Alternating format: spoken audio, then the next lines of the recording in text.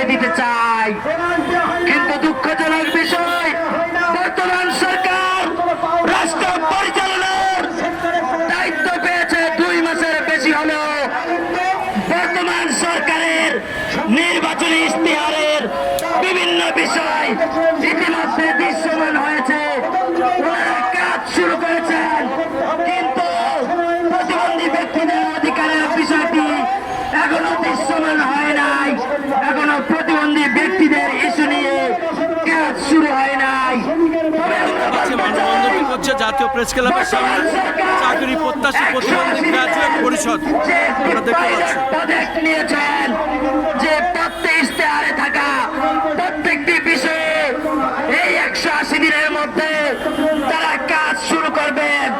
আমরা বলতে চাই, যৌক্তিক সময়ের মধ্যে বর্তমান সরকার যদি আমাদের বিষয়ে আমাদের কর্মসংস্থান নিশ্চিত করা সহ আমাদের সকল সমস্যা সমাধানের বিষয়ে যৌক্তিক কোনো পদক্ষেপ গ্রহণ না করে, তাহলে আমরা এমন কর্মসূচি শুরু করব, সেই কর্মসূচি সরাসরি মাননীয় প্রধানমন্ত্রী জনাব তারেক রহমানের সরাসরি হস্তক্ষেপ ছাড়া সেই কর্মসূচি কেউ বন্ধ করতে পারবে না।